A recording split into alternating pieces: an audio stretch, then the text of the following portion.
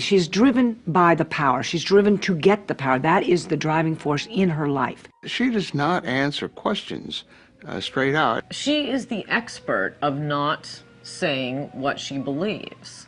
She will run on attacking Republicans and being the first woman president. And, oh, isn't that amazing? Oh, it's a woman. She can walk and talk.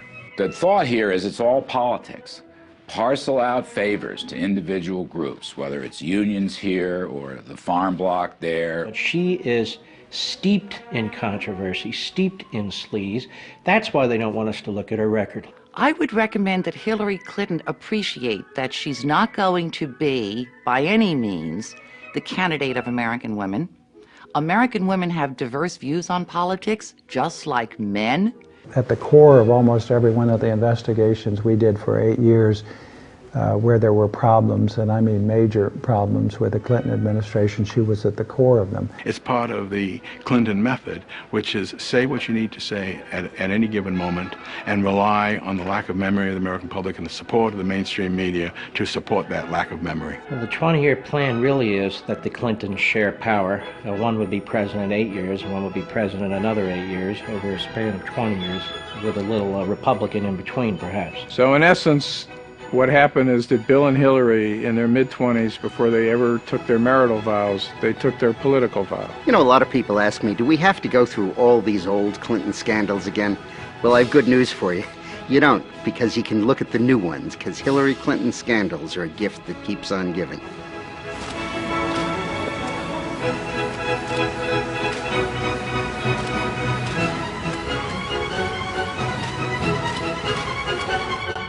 Ruthless, vindictive, Mendacious, venal, sneaky. Ideological, intolerant. Liar is a good one. Scares the hell out of me. Looks good in a pantsuit.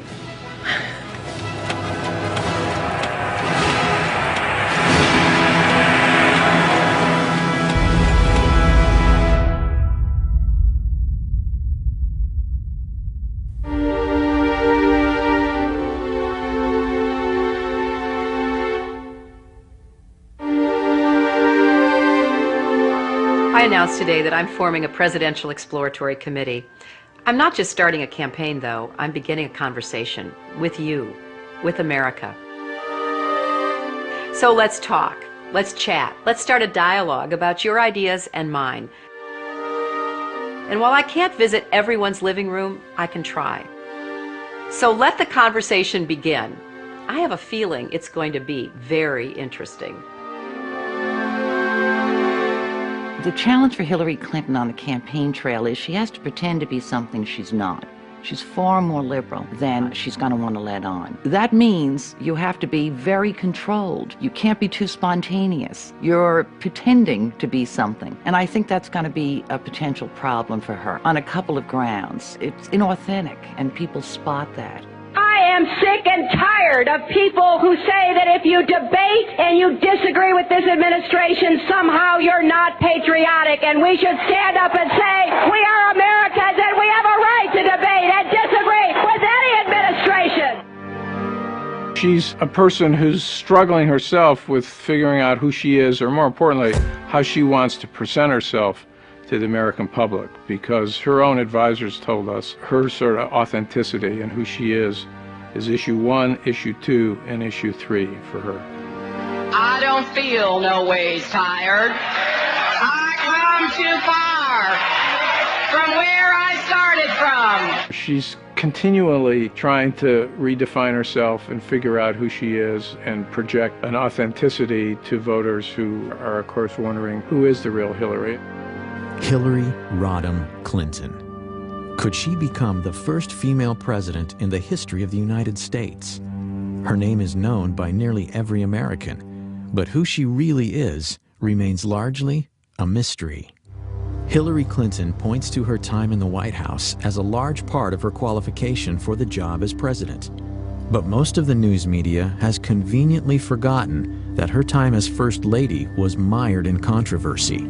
The core of the controversy is how truthful Mrs. Clinton has been in answering questions, sometimes under oath, about Whitewater and other matters.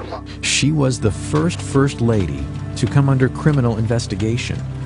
In both Little Rock and Washington, D.C., she was plagued by numerous scandals.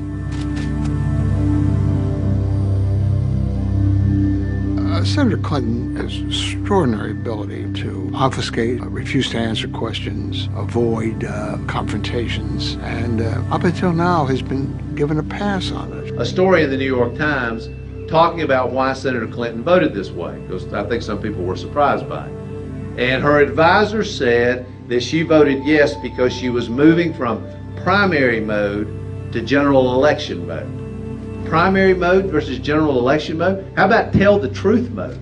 How about we say the same thing in the primary that we say in the general election? We know that Hillary's an insecure person. Secure people don't lie. They don't lie inveterately the way she does.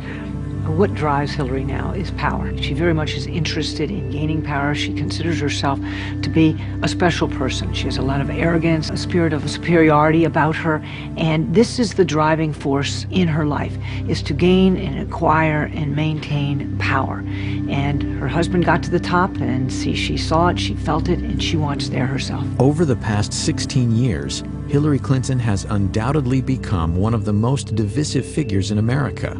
How this makes her suited to unite the country as the next president is troubling to many. And recall Hillary speaking at a black church on Martin Luther King Day. What a coincidence.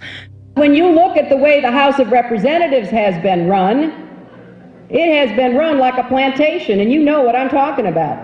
And you know what I'm talking about, girlfriend. That's how she's going to get to power?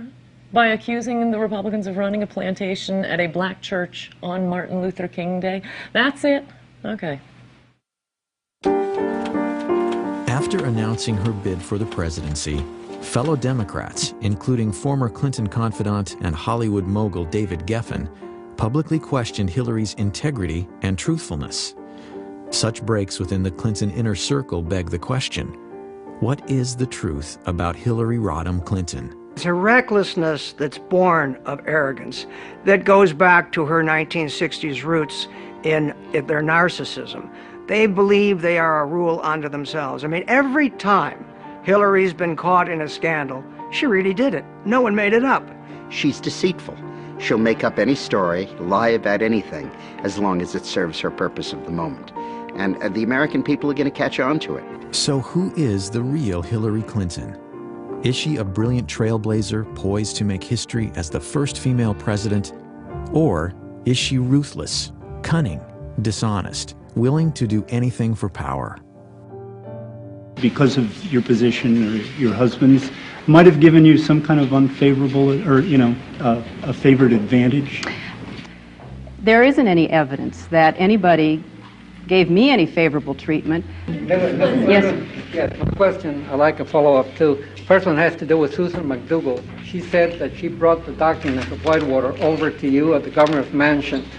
Did you receive all the documents? And if so, what became of them? Every document that we have obtained has been turned over to the special counsel, no matter where it came from. Mrs. Clinton, can you tell us what you know about stories about shredding of Whitewater documents down in Arkansas? Nothing. At the gubernatorial mansion? Oh, that didn't happen, and I know nothing about any other such stories. You know nothing about documents relating to Whitewater ever shredded anywhere that you know about or authorized or didn't authorize? Absolutely not. When you look at all the skullduggery in the Clinton administration, all roads lead back to Hillary. It also tells us something about the character of the American media. I mean, they carry these people. A Republican with those numbers of character flaws, with that sort of behavioral problem and psychopathic psychology, could not run or be elected to dog catcher if it were a Republican. The politics of personal destruction was a phrase popularized by the Clintons in the 90s to describe the attacks by what Hillary called the vast right-wing conspiracy. But is she actually more familiar with practicing that fine art than being its victim. They have been the masters of the politics of personal destruction, and then they use the well-known trick of accusing your opponents of your own malfeasance. So they accuse conservatives of speaking honestly about the ethical shortcomings of the Clintons, while they in fact speak dishonestly about the integrity of their opponents. And that has been a bellwether, and it has done destruction to people who they've encountered. Even people in the Democratic Party will acknowledge the Clintons are particularly ruthless and particularly aggressive when it comes to campaigns. They war room. This is a military metaphor for the campaign the Clintons invented regarding instant responses, that no matter what the validity of a charge, you don't explain the charge, you don't apologize for the charge, you don't admit any error, you automatically attack the integrity or the motivations of the other side. There are any number of things in the Clintons' political history that is worth recalling before you go in to vote for, potentially, for a Clinton, in this case, a Hillary Clinton. And it's a small example, but a telling one. When they turned on the travel office, where you had career civil servants doing a great job providing the travel service for the president and his staff, and they wanted to get a lackey friend in, they could have fired the guy in charge, but they accused him of a crime. They tried to ruin his life in order to be able to get him out and get their lackeys in. When the Clintons moved to 1600 Pennsylvania Avenue in 1993, White House veteran Billy Dale was the director of the travel office. Dale had faithfully served 7 previous presidents, starting with John F. Kennedy in 1961. But Dale, who had actually voted for Clinton for president, would soon discover that business under the Clintons would not be business as usual. We knew that we were in for a rougher transition because we had heard stories from Secret Service agents who had gone to Little Rock for a 2-week stay down there. And the stories that some of the agents would come back and tell us, that we just knew that it was going to be different. We didn't realize how different it was going to be. The new administration is free to fire anybody that they want to, but traditionally that does not happen. On the day of Clinton's inauguration, Wednesday, January 20th, 1993, Billy Dale got a call from an unknown woman indicating that Catherine Cornelius, the 24-year-old third cousin of President Clinton, would soon be working in the travel office. And I got to know who Catherine Cornelius was. She went to work in David Watkins' office, answering phones, but she never let up in her demands to take over the travel office. In the meantime, I get a telephone call from a gentleman in Ohio, and he wants to know how he can get in on some of the White House charter business. And I said, that's what I do. I arrange the charters. And he said, I know, but he says, we can make some money here. If I had made arrangements with that gentleman, I speculate that things would have been very different than as they turned out. That call was from Darnell Martins, a partner of Clinton's close friends and Hollywood producers Harry and Linda Bloodworth Thomason in a travel agency called TRM. When Congress investigated, they learned Harry Thomason had multiple conversations with First Lady Hillary Clinton about taking over the White House charters. At that time, I didn't even know who Harry Thomason was, but we have since learned that Catherine was reporting to him and he was reporting to the First Lady Hillary Clinton. As Dale says, every new president has the right to hire new travel office staff, even though no president had done so for over 30 years. But not only was Billy Dale fired, along with 6 other travel office staff members, he was also locked out of his office.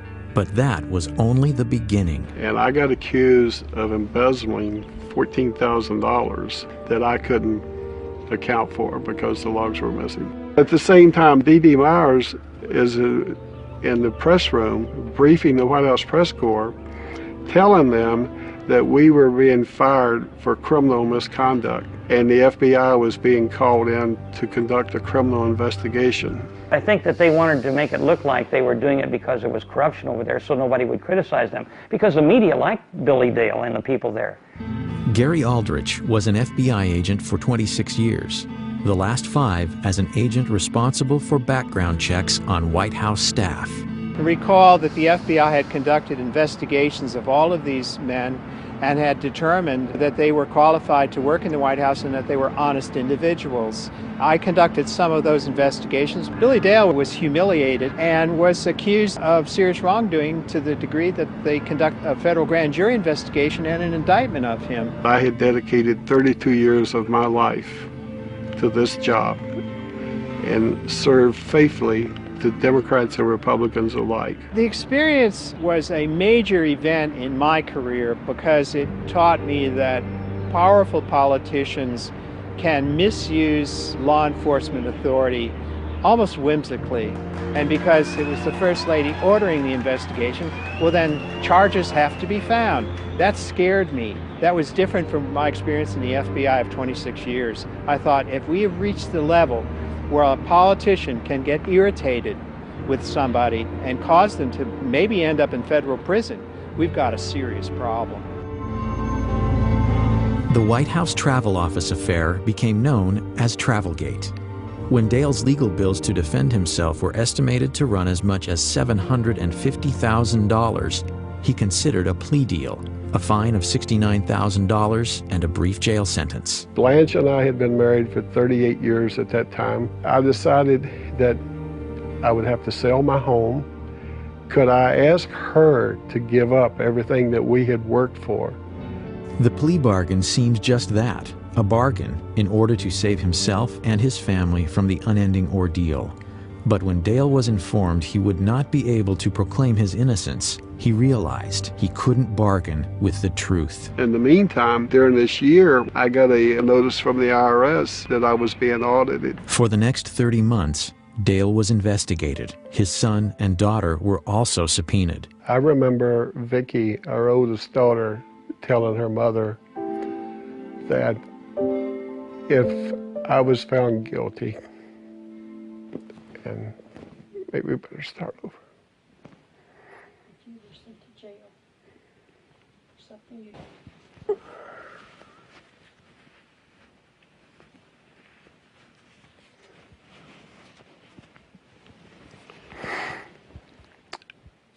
I remember during my trial, Vicki, my oldest daughter, telling her mother that if I was found guilty and had to go to jail for something that I did not do, that she didn't know if she could live in this country any longer, when the government would be responsible for doing something like that to her father.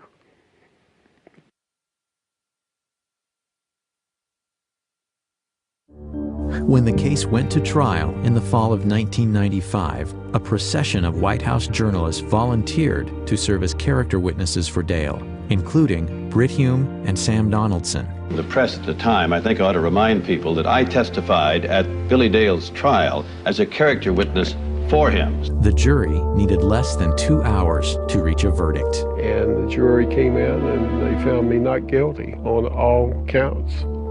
I laid my head down on the desk in front of me and cried. Ultimately, the Office of the Independent Counsel's final report on the Travel Office firings found that Mrs. Clinton's sworn testimony was factually inaccurate.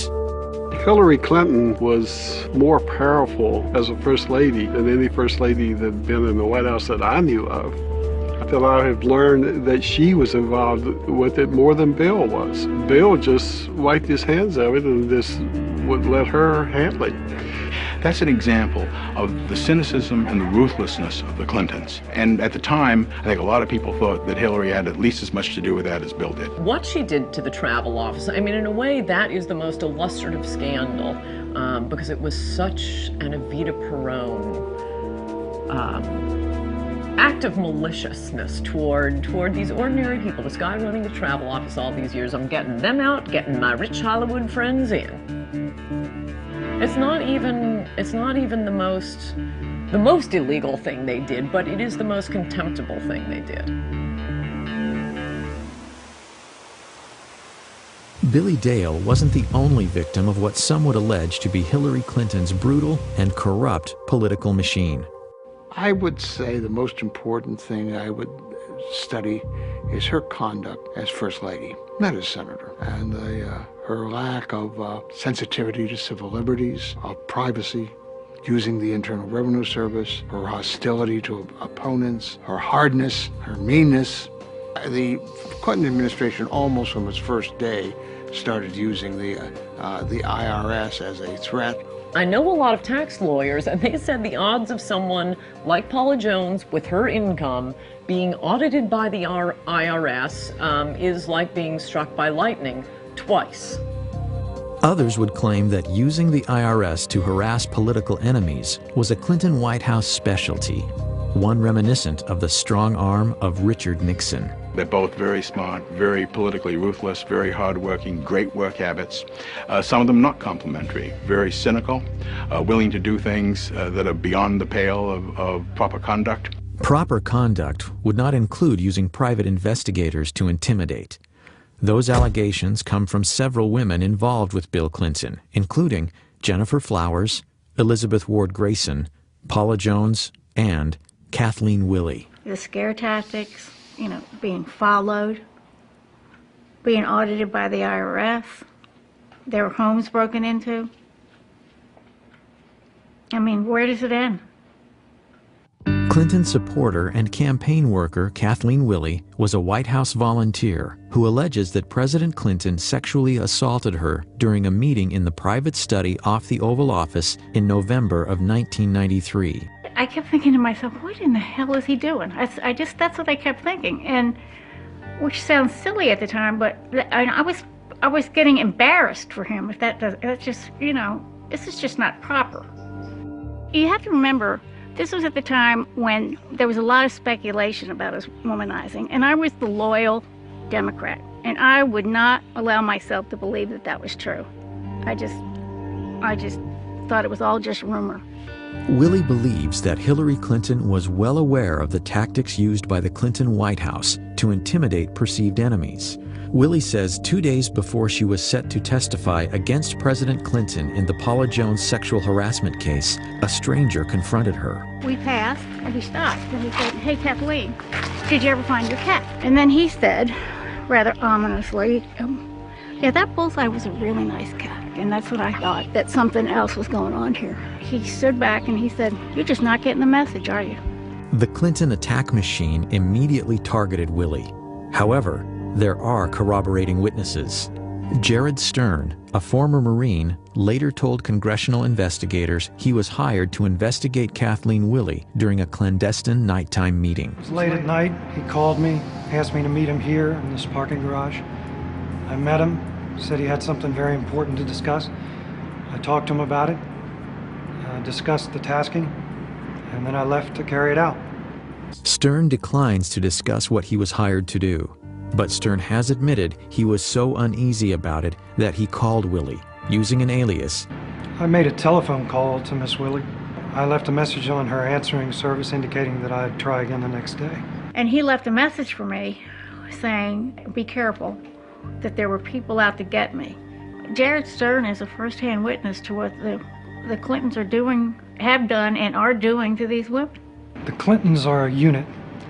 They share a zeal for power and a willingness to engage in any and all threat-neutralizing strategies.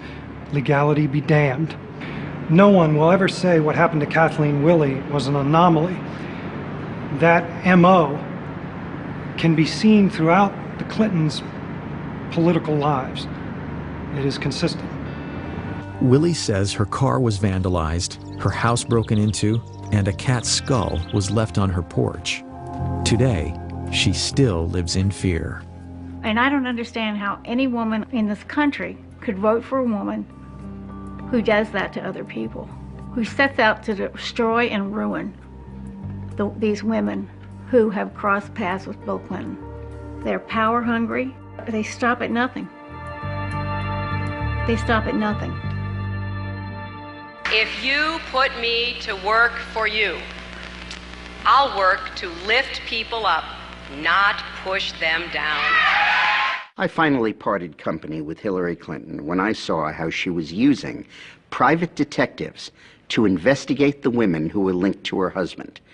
Not to change him, not to reform him, not to make him a better person, but to cow the women into silence so that he could get elected president. I do not want that woman controlling the IRS or the DEA or the NSA or the FBI or the CIA.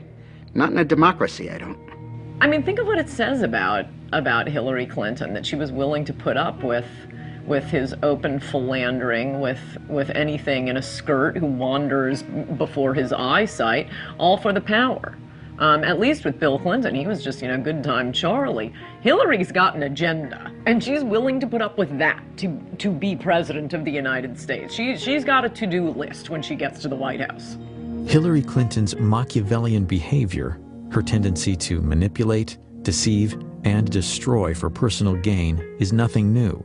This woman, now a hero to feminists, gained much of her power during the Clinton presidency from her ability to deal with her husband's infidelities.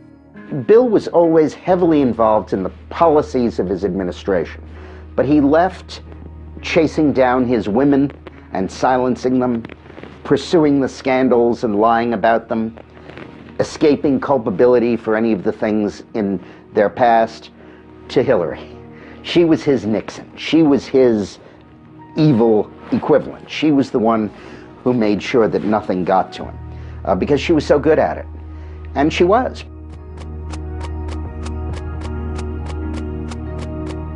Hillary's mastery of the black arts of attack politics is often skillfully cloaked in layers of deniability.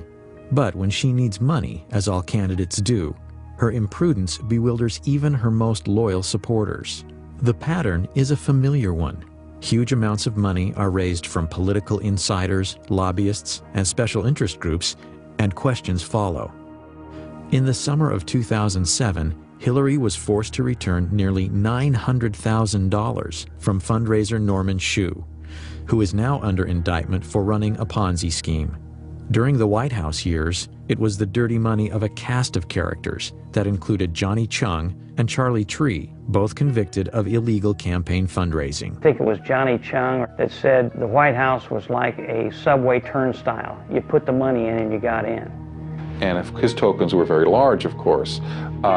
There's evidence that he collected money from a Chinese intelligence officer, and they were trying to influence our elections to gain access to decision-making powers in the United States so they would bend U.S. policy towards China.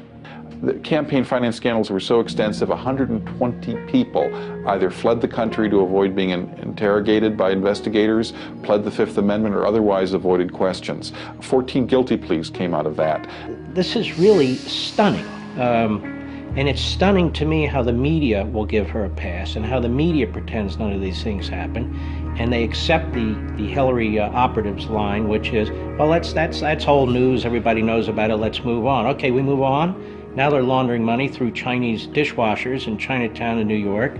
I'm a little surprised somebody in the campaign didn't flag that down and say, dishwashers, maximum contribution, or $1,000. Let's look into that a little bit.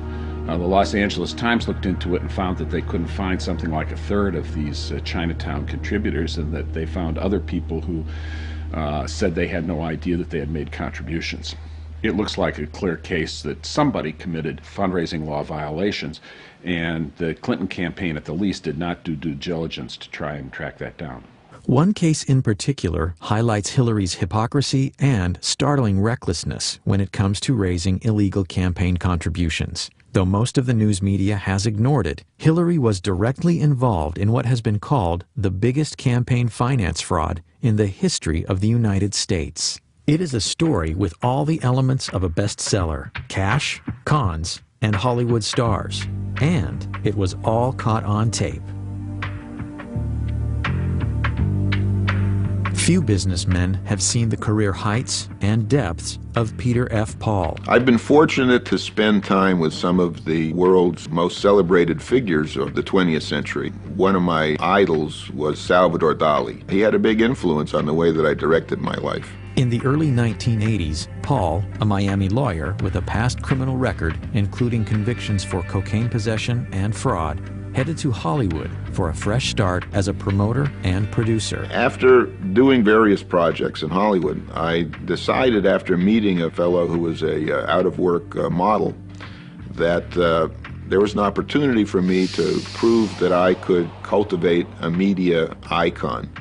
Within 18 months, I had him on the cover of People magazine. Ultimately, it led to my first meeting with the Clintons, with Hillary Clinton, actually. In February of 2000, Peter Paul met with Hollywood charity fundraiser Aaron Tonkin.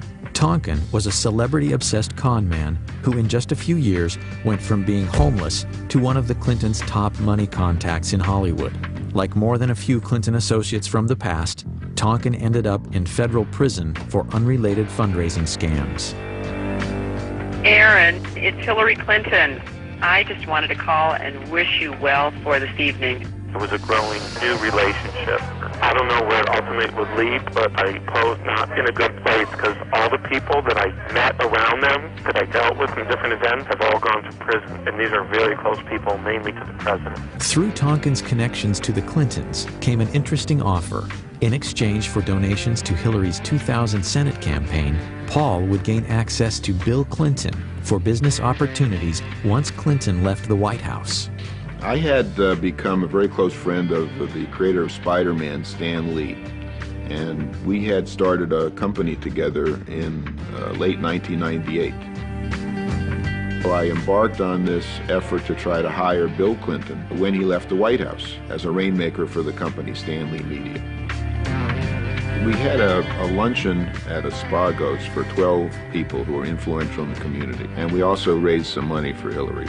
And at that point, I indicated that my plans were to hire Bill when he left the White House. She responded by saying that she would help if I became a major supporter of her campaign.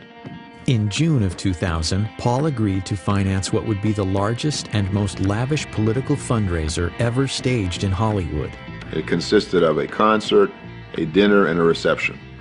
In my office on July 17th, I got a phone call from Hillary Clinton. Paul, who had a habit of videotaping many of his encounters with Hollywood or DC power players, says this tape is evidence of 2 criminal offenses committed by Senator Hillary Clinton. The tape seems to indicate Clinton's participation in the planning of the event, violating federal election statutes. I think that whatever it is you're doing, is it okay that I thank you? I think it's tremendous. No, you know what? We're having a good time trying to help out. Well, I'm very appreciative. It sounds fabulous. I got a full report from Kelly today when she got Hillary back. says she's not sure about what she can or cannot say, is she admitting that her input on the event could be illegal? I think that whatever it is you're doing, is it okay that I thank you? Hillary Clinton refers to Kelly. Kelly is Kelly Craighead, Hillary's senior staff assistant at the White House. Hillary's confirmation that she had been fully briefed on my progress and that she would be involved on a personal basis whenever needed, committing a violation of the federal election law. I know I talked with Cher, and she was just great. Just said,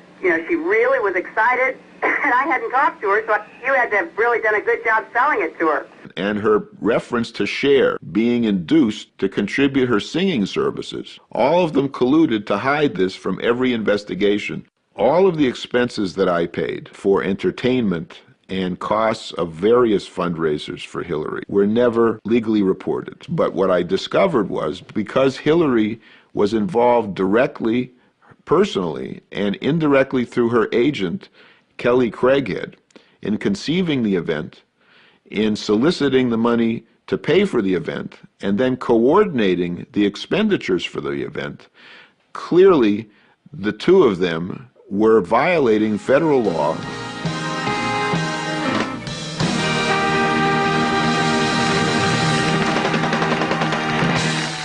Ladies and gentlemen, the chairman of Stan Lee Media, Stan Lee.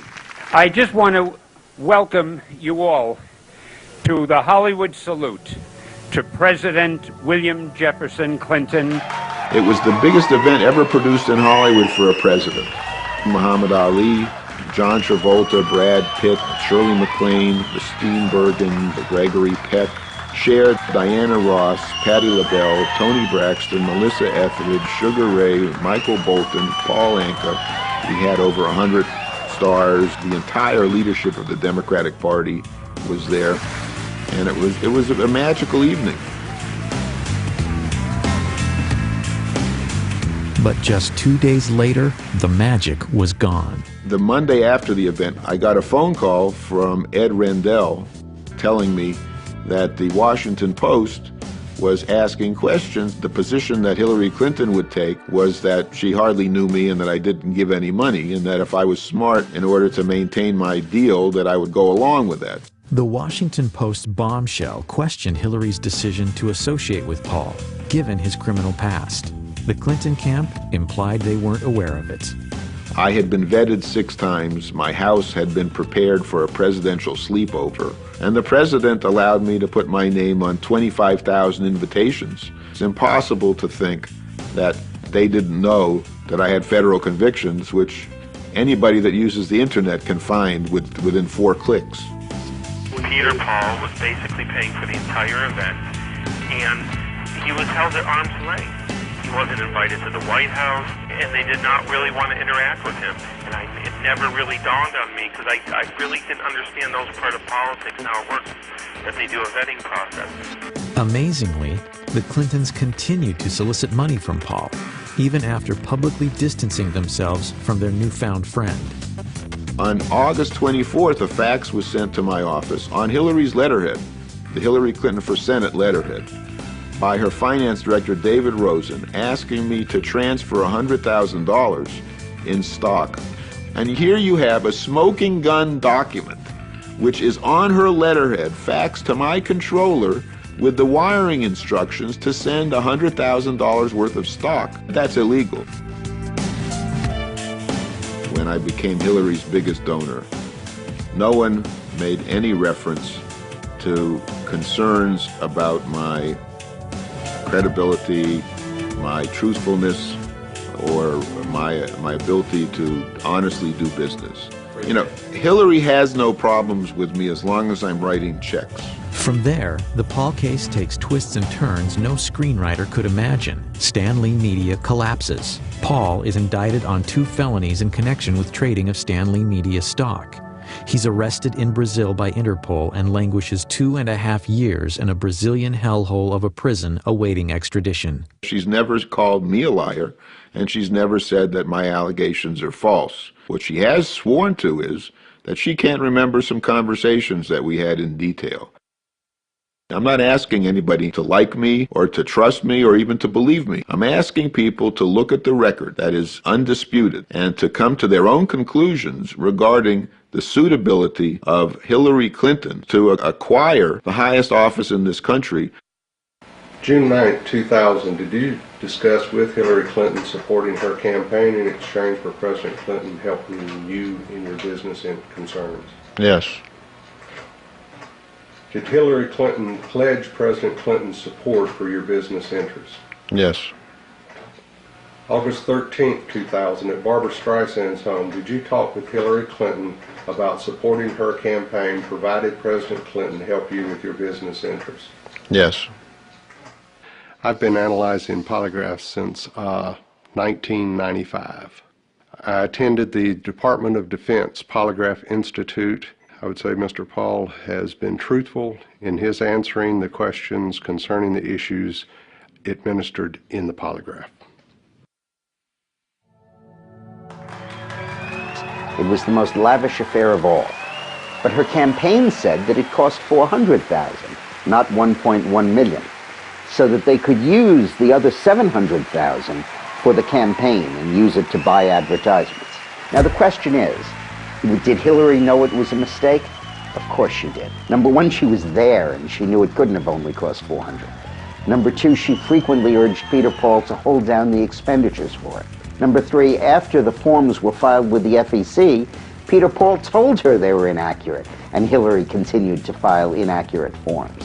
And finally, the FEC investigated it and concluded it did cost $1.1 million. I want to thank Stan Lee and Peter Paul and Aaron Tonkin for their extraordinary hard work and leadership on this. The Clinton campaign ultimately paid $35,000 in fines for having underreported the cost of the gala.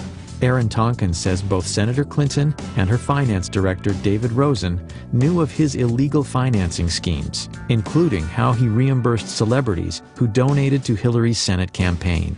They wrote a check where I told them to write it, the Senate 2000 from the invitation they received, and then I reimbursed them either 1 or 2,000, depending if 1 or 2 people came. I told her National Finance Director, David Rosen, and he just said, don't tell me anything like that.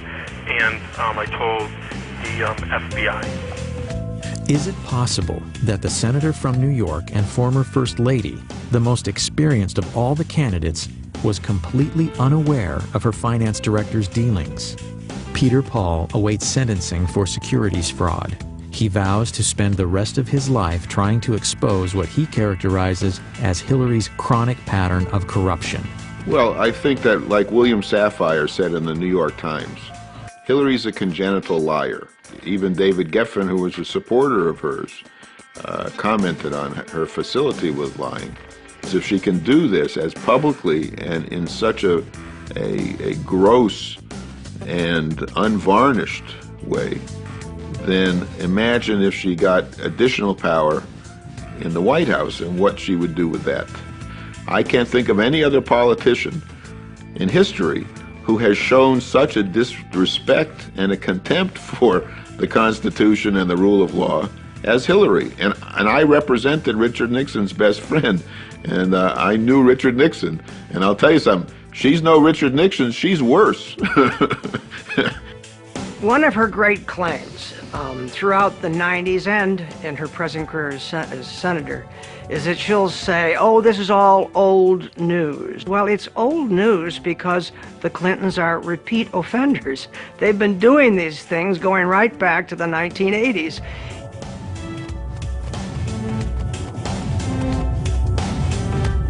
As a senator, Hillary Clinton has basically done nothing of note. She's not been a leader in national security. She's not been a leader on economic issues. She's not been a leader on anything. Is Hillary really the most qualified to hit the ground running if elected president? After all, she was First Lady for 8 years and now a senator from New York. Referring to her opponents, she said, quote, "There is one job we can't afford on-the-job training for. That is the job of our next president." First Lady ever to be the first woman from the state of New York, Hillary Rodham Clinton. Hillary says we should elect her president because of her tremendous accomplishments in the United States Senate. Well, she's passed roughly 20 bills. Let me tell you what some of them were. To commemorate the 225th anniversary of the American Revolution, to express our appreciation to Alexander Hamilton, to name the Thurgood Marshall Courthouse in Lower Manhattan, to honor the men's and the women's lacrosse high school team from Syracuse High School, to express the sense of Congress that Harriet Tubman, who died over 100 years ago, should have received a federal pension. But is that the legislative gravitas and qualifications on which to elect a president of the United States? Is she kidding? During her Senate campaign, Hillary promised to create 200,000 jobs, largely to benefit economically depressed upstate New York. And if you help me get elected, I'll work day and night to put this plan in effect for the people and children of New York.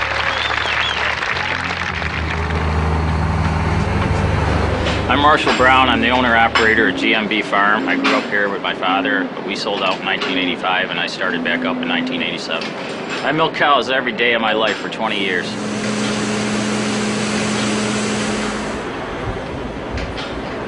Agriculture is New York State's largest industry. I don't know if Hillary was told that when she got off the plane or not. Dairy farming is the largest segment of that. 3 years ago, Hillary Clinton came to Oswego County. She said she had a plan for the dairy industry. Like all her plans, she never gives any specifics, but it's going to make everything all wonderful for us. 2 years after she gave her I Got a Plan speech, the price of milk dropped to the same level it was in 1979, and I'm losing my ass. Senator Clinton's promise of 200,000 jobs for upstate New York was one of the most irresponsible statements she ever made. Because A, it proved to me that she had no clue what was wrong with upstate New York, and B, there's no way the federal government can deliver that. Should she have made the promise? Oh, sure. That's what politicians do. That's what God put them on the earth to do, is make promises they can't keep. I don't fault her for making the promise. I fault her for making bad votes in the Senate against the very tax cuts that would have helped the state of New York. No, the Bush tax cuts were the only hope upstate New York had of competing, and if New York State wasn't so burdened by heavy taxes, heavy unionism, heavy regulatory red tape, upstate New York could be doing dramatically better. Because I do have a plan. I have an economic plan for upstate New York to try to make sure that we keep our young people here, that they can have jobs in this area, they can stay and raise their children. Between 2000 and 2006, over 1 million New Yorkers moved out of the state for economic or financial reasons. Today, in the upstate town of Clinton, New York, many of Hillary's constituents aren't pleased with their senator. Well, we certainly would like more support from her in this area. I think every business would like to see more economic support. I think that she's just a typical politician. Whatever the surveys show she should be doing, she's doing. She tends to spend most of her time downstate. That's where the votes are primarily, and sometimes we feel forgotten up here. She cares more about her consumers, her food stamps, her welfare programs than she does the American farmer that's producing the food. When the American farmer is eligible for food stamps, there's a problem. Which I am. As a presidential candidate, Hillary has made other promises that may also prove difficult to keep. My plan does not create a single new government department, agency, or bureaucracy. It is not a government takeover of health care. It is a public-private partnership that provides more choices. Her sweeping health care reform proposal comes with a price tag of nearly $110 billion per year. Anne is going to pay more. You are going to pay more. People with jobs will pay more.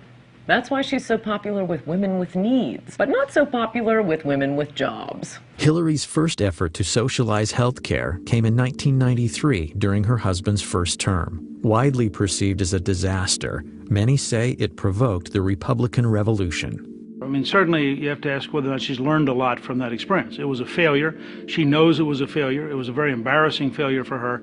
Where have you seen the government make anything more efficient and less costly and more effective by its presence? Where have you seen that? As I've said on many occasions, I still have the scars to show from what we tried to do back in the first 2 years of Bill's administration.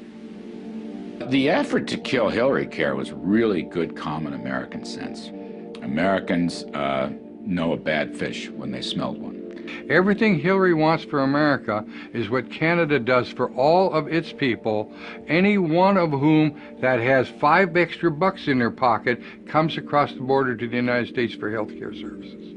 I think it's worth remembering, after her health care fiasco, the Clinton team put us aside. They gave her ceremonial duties thereafter. She was more like a Pat Nixon than she was like an Eleanor Roosevelt from mid-94 onward, because Bill Clinton's professionals recognized she'd made a hash of the one big policy she'd been given. She was essentially out of the White House in 95, 96. And I know because I was there most of that time.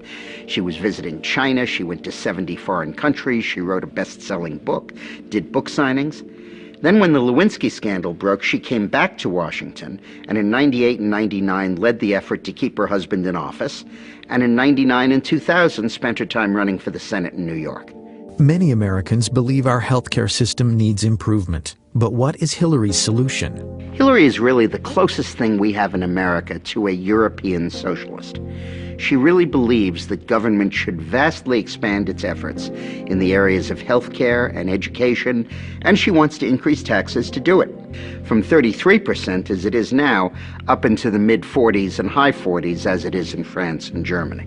I'm going to take $10 billion away from a lot of these industries, starting with money from the HMOs that are getting too much out of Medicare, starting with the no-bid contracts for Halliburton, starting with the defense industry that needs to be pared down and reined in.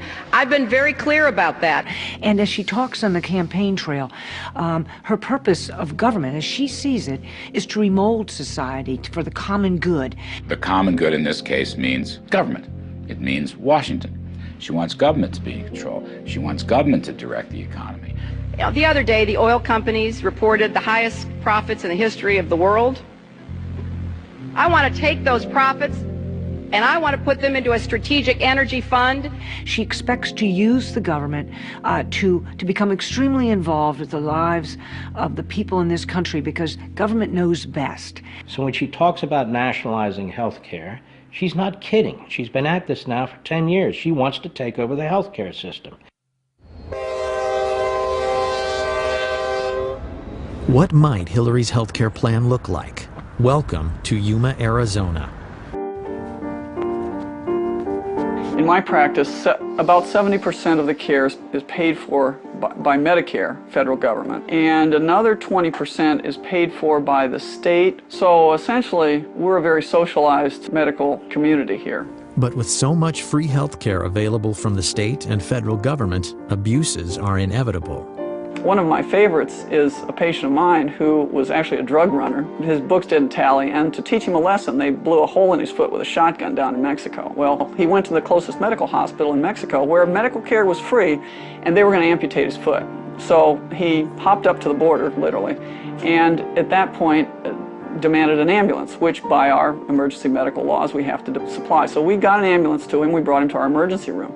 I asked him, I said, let me guess, this guy's insured, right? And my friend said, oh, actually, he has Medicare. This guy's been wanted for years on 4 federal warrants. We're giving him his Social Security check every 2 weeks. Critics say Hillary's healthcare overhaul is not unlike what citizens of Canada or the UK now experience. Yes, much of it is free, but is there a catch? The waiting lists get longer and longer. You can wait 6 months to see a specialist. That's socialism. When you're standing in a line, waiting and waiting, that's socialism. I'm thrilled that universal health care is back on the national agenda. You know, as we remember back in 93 and 94, we tried to come forward with the plan. We weren't successful. I have the scars to show for that experience. Medicine should be between one physician and the patient, not between an army of bureaucrats and the patient. If people give their health to the government, what does the government not control? The federal government from 3,000 miles away is not your doctor. Hillary's healthcare is one of the few Clinton campaign platforms that contains specifics. But on other issues important to Americans, what does she believe? But on specific issues, I've come out with very specific plans. With respect to Social Security, I do have a plan. But personally, I am not going to be advocating any specific fix until I am seriously approaching fiscal responsibility. Do you, the New York Senator Hillary Clinton, support the New York governor's plan to give illegal immigrants a driver's license? I did not say that it should be done, but I certainly recognize why Governor Spitzer is trying to do it. No. You said yes. No. You thought it made sense to do it. No, I didn't, Chris. It makes a lot of sense. What is the governor supposed to do? Do I think this is the best thing for any governor to do? No. Obviously, she hadn't been coached on. And if she's not coached, she's, despite the fact that she's intelligent, she is so insecure and so loathes the give and take of real politics that she just seizes up. And she sure seized up when those questions were asked her. Now, finally, for the first time, everyone talks about, well, Hillary talks about how, oh, they were so mean to her, they were so mean to her. All that happened in that debate was that, I think it was Tim Russert in that debate, engaged in the old journalistic practice of the follow-up question. That's all it took, and, you know, all hell breaks loose because Hillary's asked to actually tell us what your position is. You know, it raises the question, can you withstand the criticism in the way that any president has to? Because there's going to be a lot of it for any president at any time, even the most propitious times. And if you're going to whine about people complaining about you, that doesn't suggest presidential stature or character. I can support the president. I can support an action against Saddam Hussein because I think it's in the long-term interests of our national security. If I had been president in 2003, I never would have started this war. And if it is still going on when I am president in 2009, I will end it. I was one who supported giving President Bush the authority, if necessary, to use force against Saddam Hussein. I believe that that was the right vote. If I had been president in October of 2002, I would have never asked for authority to divert our attention from Afghanistan to Iraq, and I certainly would never have started this war. So it is with conviction that I support this resolution as being in the best interests of our nation, and it is a vote that says clearly to Saddam Hussein, this is your last chance. Disarm or be disarmed. I stand for ending the war in Iraq, bringing our troops home. We're going to have troops remaining there guarding our embassy. We may have a continuing training mission, and we may have a mission against al-Qaeda in Iraq. There's one Hillary who says, I'm going to bring the troops home right away when I'm elected president. Another Hillary who says, I'm going to keep troops in Iraq indefinitely. One of these two women is lying. I think she did that as long as she thought that it was still politically advantageous to support the war effort. Once 2006 kicked in and the war became quite unpopular, at least for a while, then she started moving to the anti-war position, reversing her positions which she held only months before. Not because her heart was full of pacifistic leftist tendencies, because she thought it was the politically expedient way to go. Flip-flopping on a driver's license is one thing, but words do matter, particularly when they impact the lives of our soldiers and their families. He loved being a Marine. He looked me square in the eye and he just said to me, he said, Dad,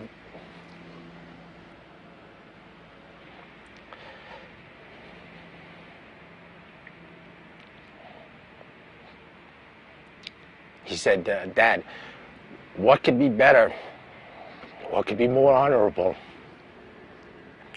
than to serve your country? It was at that point where he became my hero. In January of 2007, Senator Clinton visited Iraq. While there, she did an interview with ABC News stating, I don't know that the American people or the Congress at this point believe this mission can work. And in the absence of a commitment that is backed up by actions from the Iraqi government, why should we believe it? Because I was in Baghdad at that time, and we talked about that. I'm thinking, what the heck goes through the minds of our military that are out on those front lines, the Ramadi, the Fallujahs, out walking the streets of Baghdad, Hadifas, and throughout Iraq, putting their life on the line every single day, and hearing something like that. It's just so demoralizing. Robert Buzz Patterson served as the president's senior military aide in the Clinton White House. Distinguished service in the Air Force, including combat missions, and his regular interaction with the First Lady gave him unique insight about the potential future commander-in-chief. They see that when Mrs. Clinton says something stupid about the war, or Harry Reid says the war is lost, or Dick Durbin calls them war criminals, that is played immediately on Al Jazeera and Al Arabiya overseas. That does nothing to support the troops. All it does is embolden the enemy to believe if they can hang out a little bit longer, they win. It's very hard to believe her because you don't know what the next day she's going to say, and, you know, it's terrible. Everybody from a four-star general to a private understands what it means to be a leader, what it means to have moral backbone and discipline and integrity. And the military saw none of that during the 1990s and does not see that any of those attributes in Mrs. Clinton today. If we do pull out and we do not complete this mission, my son's sacrifice would have been in vain, along with the other fallen heroes. If a legislator does not like the war and decides enough already with this war, then cut off the money. They're entitled to do that. But above all, it's not up to a legislator to try to outguess military strategists. That's not their job. So you say again, okay, well, she's flipping, she's flopping. No, she's not flipping and flopping. She is lying. She will not take responsibility for calling and asking our good, brave soldiers to put their life on the line. She will not take responsibility. Every Democratic candidate, they all want to just get out of Iraq, just whatever it takes. When the fact of the matter is that you can't have good security in Iraq until you've dealt with, at a minimum, Syria and Iran, because they're the ones who are arming, training, and running a lot of these terrorists. The war on terror isn't the only issue where Hillary is trying to have it both ways. When it's politically expedient, Hillary campaigns on her husband's presidency.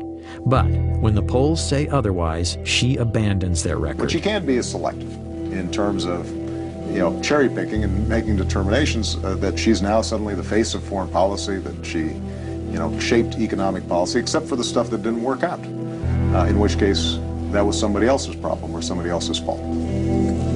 Ladies and gentlemen, you have just heard a stunning illustration of my real campaign slogan. Buy one, get one free. This is as much about Bill Clinton as it is Hillary Clinton. I mean, for purposes of this election, it's one and the same. Buzz Patterson carried the nuclear football for President Clinton. While serving in the Clinton White House, he learned firsthand about the former First Lady's qualifications.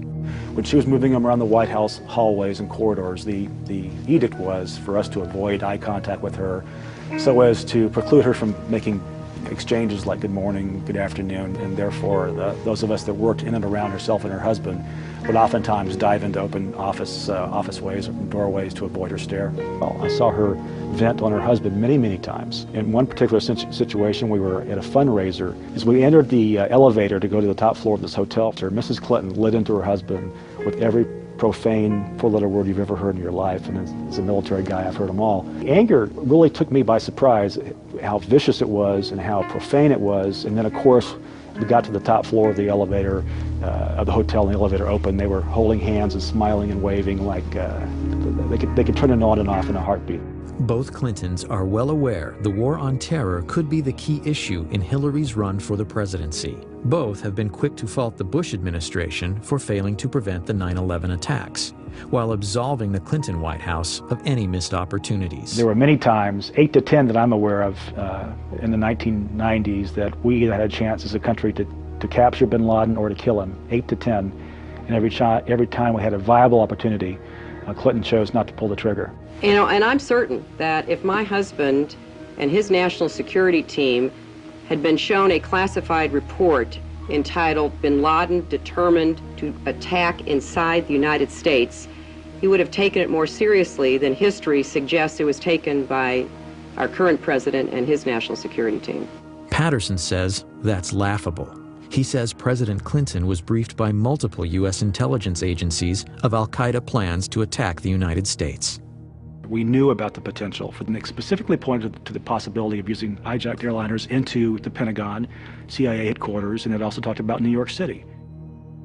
Cyrus Nowrasteh is the award-winning writer-producer of the ABC miniseries The Path to 9/11. Though his movie takes aim at both the Clinton and Bush administrations in the days and years prior to 9/11, Nowrasteh says he and his film were targeted by the Clinton machine. There was a huge coordinated campaign to discredit the movie and me and get Disney ABC to pull or recut the movie. In the weeks just prior to air, Nowrasteh's home address and email were posted on various pro-Clinton websites. I got death threats at my house, I got hate mail, and they set about basically trying to destroy us and stop this thing from airing. Intimidation included 5 senators led by Harry Reid sending a letter to Disney ABC threatening to revoke their station licenses if they didn't pull or recut the movie. You gotta understand, these phone calls, the threats on the internet, these bloggers, all of these people out there, none of them had seen the movie. This was all political spin, and it was generated by ex-President Clinton from his offices in Harlem, where he met with all of these bloggers to specifically discuss countermeasures against the ABC broadcast, The Path to 9/11, and how they could get it pulled from the air. Disney ended up cutting about 3 minutes from the over 5 hours of the broadcast. So I'm going to show that to you now. They have the compound surrounded, they know where bin Laden is, Mr. Berger, is this something and what they need to do is coordinate with Washington, so they're on satellite phone communication with Sandy Berger, Richard Clarke, George Tenet, et al. From Washington to basically get the final green light to go ahead with this operation. Our people are in place. Now, it's been confirmed that Osama bin Laden is in the building on the site. You are the National Security Advisor. Can't you give the order? Look, George, if you feel confident, you can present your recommendation to the president yourself. So if it all goes bad, it comes down on my head, like Janet Reno in Waco. The buck stops down the hall.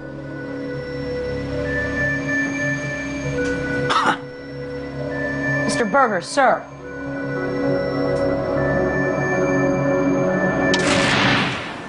Unbelievable. Did they abort us? Yes. It's shocking that ABC would bow down to Bill Clinton on the path to 9/11. It's shocking that Bill Clinton would ask. You can't imagine Walter Mondale doing that. I don't even think you could imagine Jimmy Carter doing that. President Clinton has said he never got that close to getting Osama bin Laden. But national security experts have said on the record that the path to 9/11 was accurate. The path to 9/11 got it right. That's why they were upset.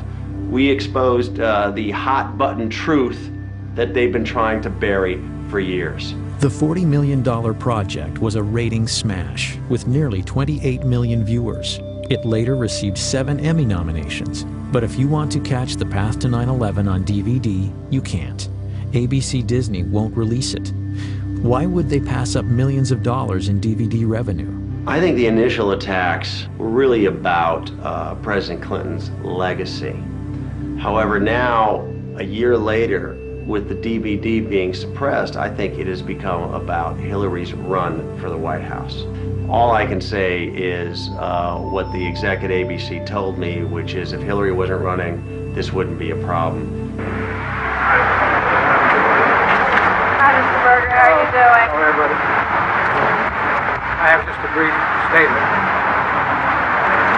Last year, when I was in the archives reviewing documents, I made an honest mistake.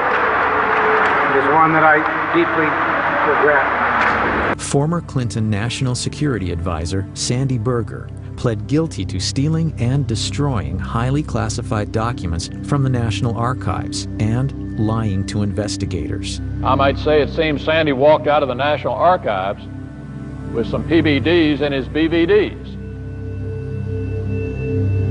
and some classified docs in his socks. I was surprised and astonished when I learned that he had taken documents out of the National Archives, stuffed them in his socks.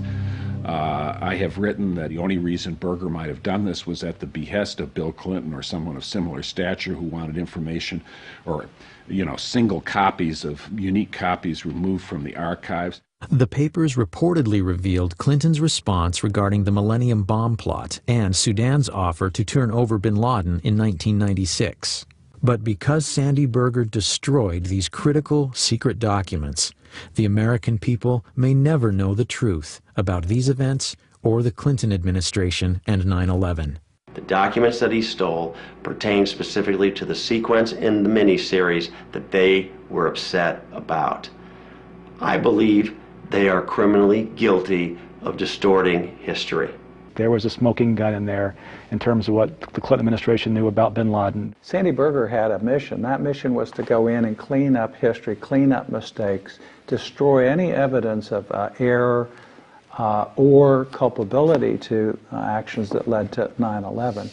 He accomplished that. He basically paved the way for her to move forward and give Bill a free pass. I mean, it's that simple. Sandy Berger was fined, lost his security clearance for 3 years, and was disgraced, especially in Washington. But he has resurfaced. Reportedly, Berger is now an advisor to the presidential campaign of Hillary Rodham Clinton. It's either that he's really good at foreign policy, which I doubt, or he knows something, or they owe him, and I think that's what it is. Do I think he should be advising Hillary Clinton? I think he's a perfect candidate to advise Hillary Clinton. He's sleazy, he broke the law, he will do her bidding. He should be her chief of staff, as a matter of fact. Hillary is tough on terror as long as it's popular. But once again, the real Hillary Clinton remains a mystery. We went through all the speeches that were posted on her website, some 200 of them, and there's no speech that's about counterterrorism or talks about the threat to the homeland. Whatever Mrs. Clinton took away from the 9/11 experience is now slipping away. Or perhaps she never meant it in the first place. But as far as I know, Senator Clinton simply has not wanted to discuss with clarity and certainly with the kind of authority you would expect from a now senior member of the Senate Armed Services Committee, that we are at war with a totalitarian ideology. I'd like to see a president in either party who is going to be honest about the nature of the danger and willing to stand up and say this is what needs to be done, even if it's not popular at the moment. She doesn't seem to have any instinct to be able to do that, whatever her high intelligence might be. Who is the real Hillary Clinton? Clinton scholars and writers hoping for an answer were shocked to learn that, despite Freedom of Information Act stipulations, after 3 years, the Clinton Library has only released 0.5% of its records. This is the mentality of a tyranny, and yet the media treats this as if it's no big deal. It is a very, very big deal. We paid for those documents at that library. Much of our money goes into that library. It's a federally run operation. The Clinton Library is known locally as Little Rock's Fort Knox. Nearly 2 million pages of records covering Hillary's years in the White House are locked away, clouding her role in policymaking. Over 300 Freedom of Information Act requests are pending. Well, that's not my decision to make, and I don't believe that any president or first lady ever has, but certainly we'll move as quickly as our circumstances and the processes of the National Archives permits. This idea they're claiming now that we're trying to release them, we're trying to as fast as we can, but the library just won't let us release them. You want the papers released, order the papers released. They're your papers. A tendency of this administration, from the top all the way to the bottom, is to withhold information, to resist legitimate requests for information, to refuse to be forthcoming about information that is of significance and relevant to the job that all of you do and the interests of the American people. I think the American people have a right to as much of the public record as possible about Hillary Clinton. Those records should be released before the 2008 election so we can learn a lot more about exactly how much influence she had in the White House, what her positions were in the White House, and how she acted in the White House. Character is defined as what we do when we think no one is looking. By that standard, many critics say the Clintons are sorely lacking. On January 20th, 2001, President Clinton issued 140 pardons on his last day in office. Those pardoned or receiving commuted sentences included cocaine trafficker Carlos Vignali and the biggest tax fugitive in U.S. history, Mark Rich. As much as those pardons reveal about Bill, an earlier pardon may have revealed even more about Hillary's character and her willingness to do anything to get elected. I remember the first Met game my dad took me to, and we were sitting at the very top of Shea Stadium. It was probably 1971. It was just a beautiful day out with my dad. You know, he loved the Mets, he loved his sports. That's one thing that I'll never forget, is sort of being in the car with him and being at the game with him, just enjoying his presence. It was an idyllic childhood, to be honest with you. I couldn't have asked for a better childhood up until I was 9. My dad was a very decent, honest family man. As a matter of fact, on that day, January 24th, he was looking forward to coming home that Friday, celebrating my brother's 11th and my 9th birthdays. It was going to be a big family event for us.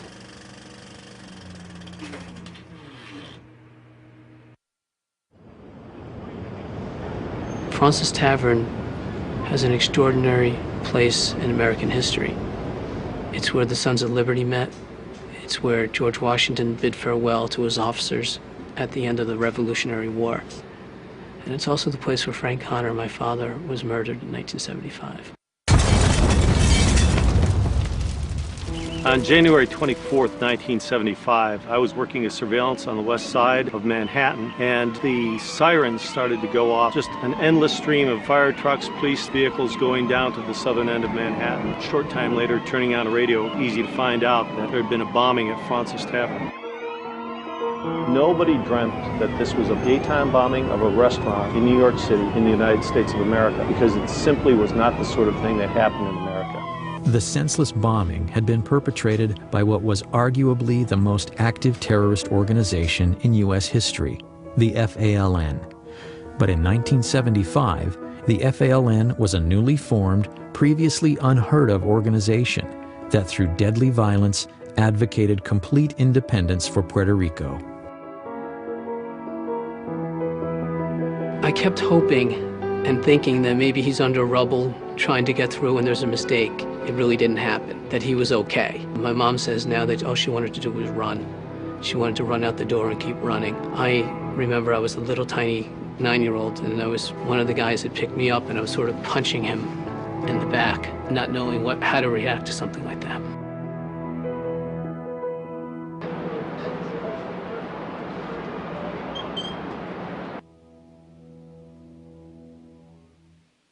Joe, this is the Bissell dining room at Fraunces Tavern, and this is the room that suffered most of the damage in the bombing on January 24th, 1975. The bomb was placed actually just on the opposite side of these doors. Waiters and some of the other witnesses remember seeing somebody come through this door carrying a large duffel bag. He looked around the room. One of the waiters was about to approach him and tell him that he had to leave when he stepped back out. Apparently left the bomb outside. This was a typical FALN device. It was a quantity of dynamite. It included propane tanks, which was one of their trademarks in building their bombs in the early days, and a simple timer, a wristwatch altered to serve as a timer to set off the device. So he knew when he placed it that essentially the people that he had seen were going to feel the impact of it. Absolutely. He knew that he was committing mass murder, no question about it. Where would my dad have been sitting in relation to this table? I believe your dad was sitting at the end of the table here, Joe, and would have been one of the first people hit by the blast of the bomb.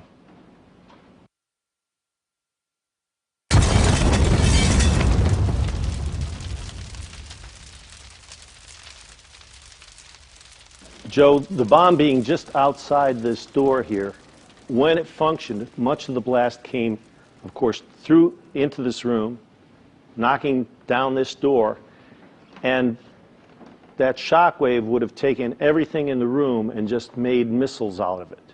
So you have victims that have pieces of glassware, pieces of silverware pushed into their bodies as a result of the blast.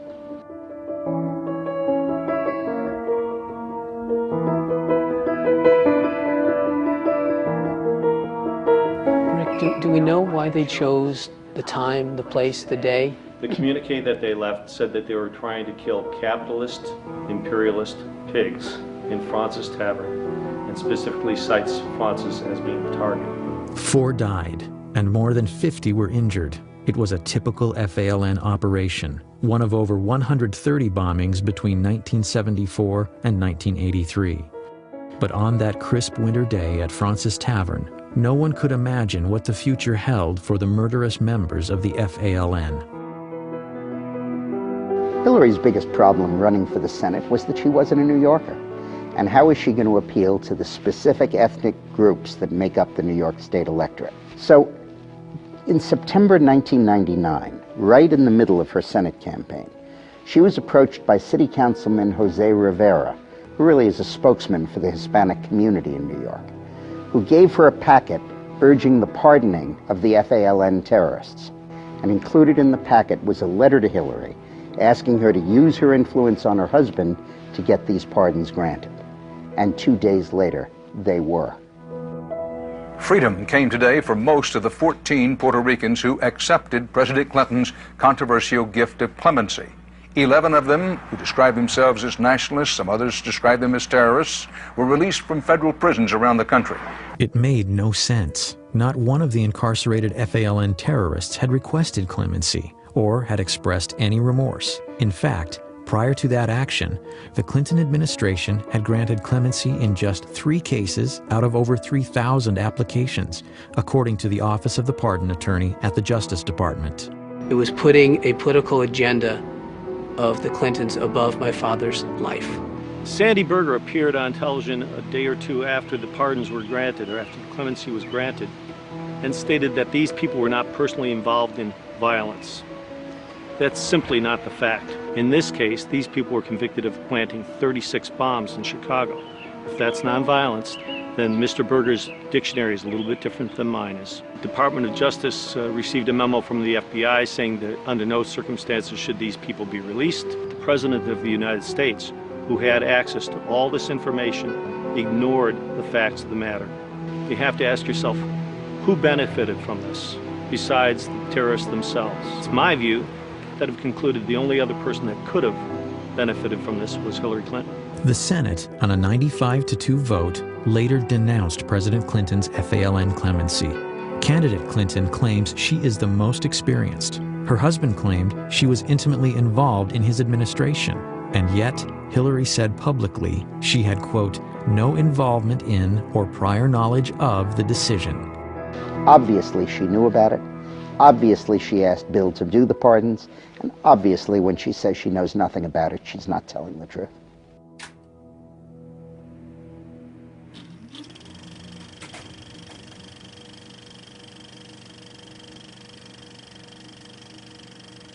How dare they? My father was a decent, honest family man, and he was being forgotten or used as a political pawn by those people who didn't have his decency, didn't have his family values, and wasn't the kind of man that my father was. We've had only 2 father-son presidencies in the history of our nation. We may be on the verge of the first husband and wife commander-in-chiefs. Historically, Americans have never been keen on dynasties. So it's worth remembering that a vote for Hillary is a vote to continue 20 years of a Bush or a Clinton in the White House. American people deserve to know that their presidency is not for sale, the Lincoln bedroom is not for rent, and lobbyist money can no longer influence policy in the House or the Senate. The problem with nostalgia is what we tend to do is you only remember what you like, and you forget the parts that you didn't like. So what John Edwards is saying about outmoded thinking and nostalgia is really, I think, expressing a reluctance to turn American democracy, which is very, I think, meritocratic, over to 2 families.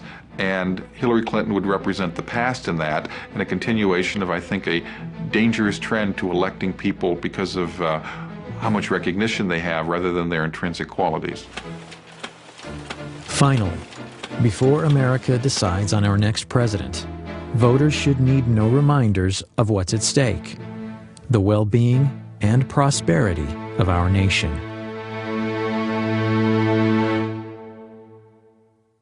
We uncovered a radio show that Eleanor Roosevelt, her heroine, did in 1934. Eleanor Roosevelt was asked during the show, when will a woman become president? Her answer, when a majority of the American people have trust and confidence in the integrity of her. And that's the challenge that Hillary faces. It's been said, and I agree with it, that this is the most personal political choice that Americans make. We're very interested in their personality traits, their person that they could trust, that they would like. That's where I think Hillary Clinton as a candidate has great defects. She's not accountable. She'll never be accountable personally for anything that she does. And her personality is such that she believes that the end justifies the means, no matter what those means are. If she weren't married to Bill Clinton, what is there that she has accomplished in her life that would lead you to believe that she should become the most powerful person in the country?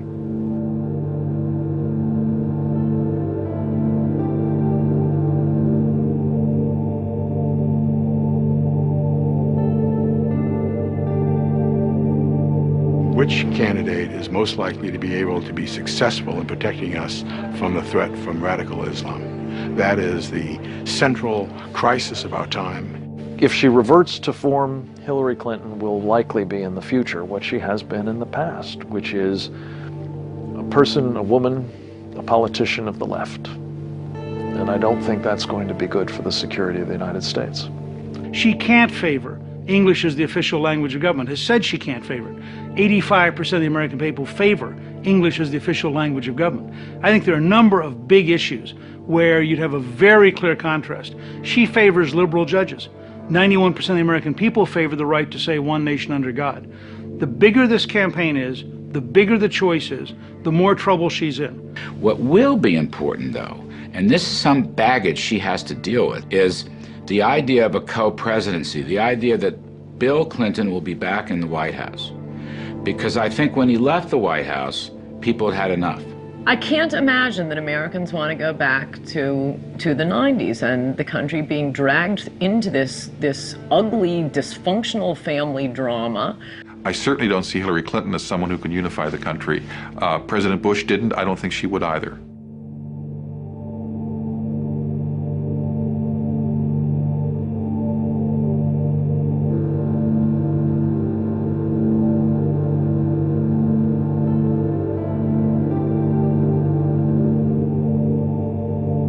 I think that we're at a very critical time in this country that requires leadership. And I can tell you, beyond a shadow of a doubt, that Hillary Clinton I know is not equipped, not qualified to be our commander-in-chief. This vote comes down to one thing: liberty. Do you believe in liberty or don't you?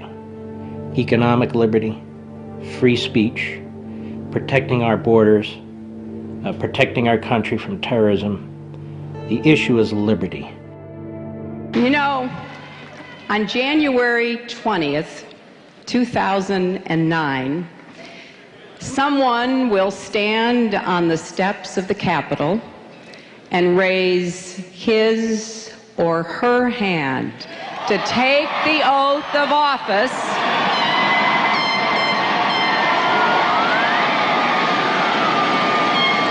as the 44th President of the United States of America. We must never underestimate this woman. We must never understate her chances of winning. We mustn't be lulled into a state of security and complacency by the newfound moderation that she likes to talk about.